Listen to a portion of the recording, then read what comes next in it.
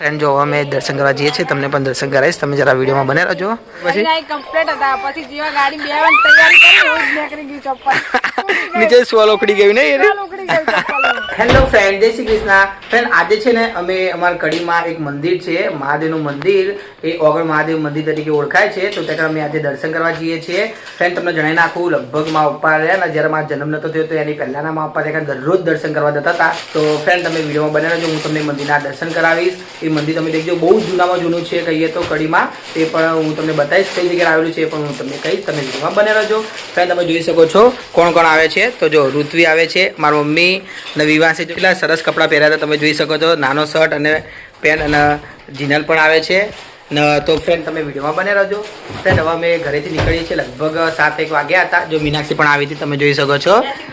જય શ્રી કૃષ્ણ. તો ફ્રેન્ડ હવે અમે ઘરેથી નીકળીએ છીએ, તમે વિડીયોમાં બને રહેજો. જો તમને મારો વિડીયો ગમે તો ચેનલને લાઈક ચેનલ સબસ્ક્રાઈબ કરવાનું ભૂલતા નહીં. જો કાલે વરસાદ આવે એટલે કેટલું બધું પાણી હતું, ઋત્વી બતાવજો પાણી આવ્યું. તો ફ્રેન્ડ તમે જોઈ શકો છો, જો અહીંયા કેટલું બધું પાણી ભરાણું હતું, એટલે કાલે વરસાદ આવ્યો તો લગભગ 3 થી 4 કલાક આવ્યો છે ને ઋત્વી? ના એટલે બધો તો નહીં, પણ 3 વાગતા આવ્યો તો 3 થી 5 2 કલાક જેવો આવ્યો તો કલાક જેવો આવ્યો એમ ને? બરાબર. ફ્રેન્ડ હવે અમે છે ને કડી પહોંચી ગયા હતા, તમે દેખી શકો છો. જો અહીંયા કેટલી બધી ભીડ થઈ ગઈ હતી, તો કારણ કે અહીંયા રસ્તો બને છે, બતાવજો ઋત્વી. આ રસ્તો બનાવવાના કારણે જો અહીંયા ભીડ થઈ ગઈ હતી, તમે જોઈ શકો છો. તો હવે ધીમે ધીમે નીકળીએ છીએ. તો ફ્રેન્ડ હવે અમે અહીંયાથી સૌથી પહેલા જવાના છીએ દર્શન કરવા માટે, તો તમે જરા વિડીયો બનાવી જો, હું તમને બતાવીશ ઓગળ મહાદેવનું મંદિર કઈ જગ્યા છે અને એ મંદિર કેવું છે એ પણ હું તમને બતાવીશ. મેં છે ને ઓગળ મહાદેવના મંદિરે પહોંચી ગયા હતા, તમને બતાવું છું. તમે જોઈ શકો છો, આ છે ઓગળ મહાદેવનું મંદિર જે કડીમાં આવેલું છે. હવે અમે દર્શન કરવા જઈએ છીએ, અહીંયા ગાડી પાર્ક કરી હતી, તો અમે દર્શન કરવા જઈએ છીએ. તમે જરા વિડીયોમાં બને રહેજો, હું તમને ઓગળ મહાદેવના દર્શન કરાવીશ. ચલો ઋત્વી ચલો. વિવુ ઉઠી ગયો. ફ્રેન્ડ જો વિવાંશ ઊંઘી ગયો હતો, તમને બતાવું છું. તમે જોઈ શકો છો, જો અત્યારે ઉઠી ગયો હતો, એના તમે દેખીને જ ખબર પડી જાય. શું કહેવાના ફ્રેન્ડ તમે જોઈ શકો છો. આના મીનાક્ષી લોકો ચુડેલો કે આના ચુડેલ કેવા મીનાના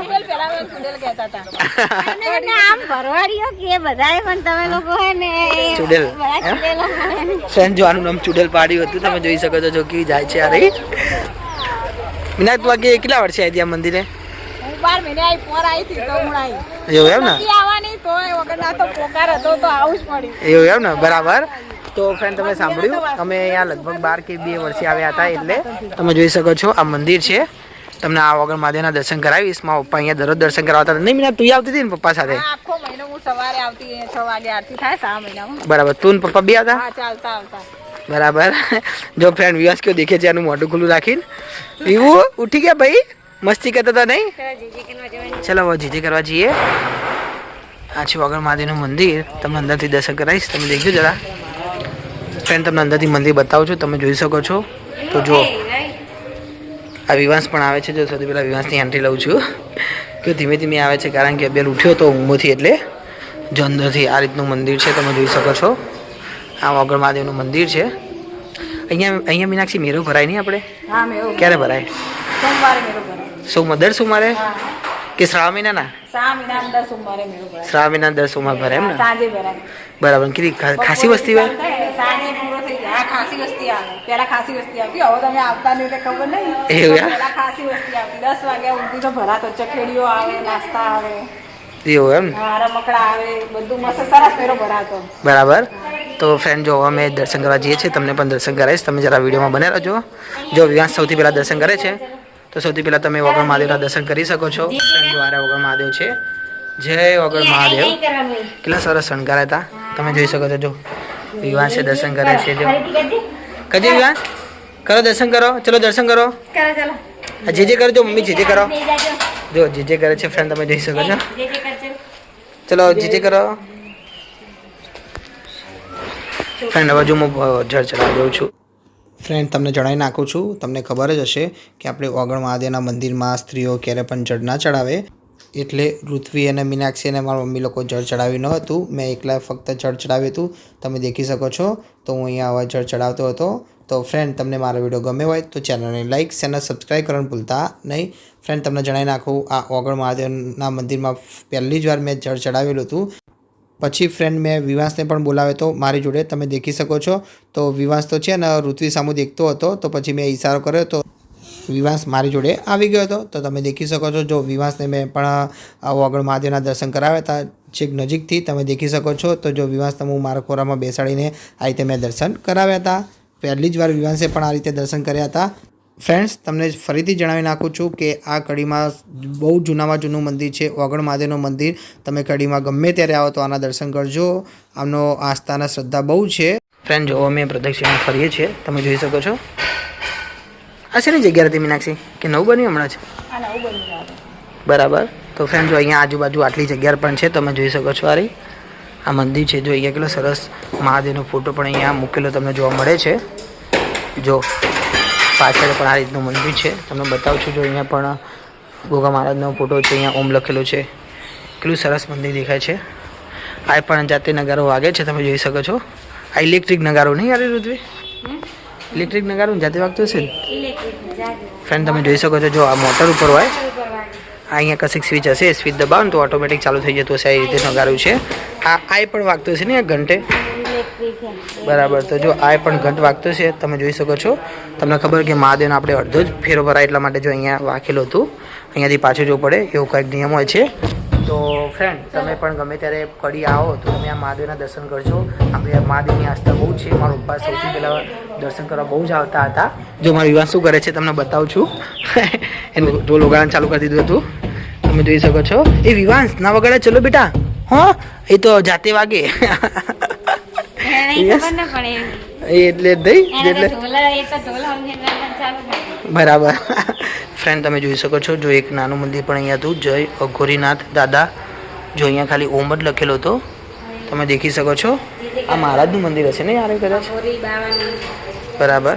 તો ફ્રેન્ડ એ વિવાંશ જે કરો ચલો વિવાંશ જે કરો. હા જો ફ્રેન્ડ તમે દેખી શકો છો વિવાંશ કેટલો સરસ રીતે જે કરે છે નહીં? અરે વાહ. પેલી બાજુ પણ કંઈ છે જો મીનાક્ષી લોકો ગયા હતા આપણે જોવા જઈએ. એ મંદિર છે બાજુ મંદિર છે મહારાજની ગાદી. એમ જો અહીંયા મહારાજની ગાદી એટલે મહારાજ અહીંયા બેસતા હતા પહેલાં.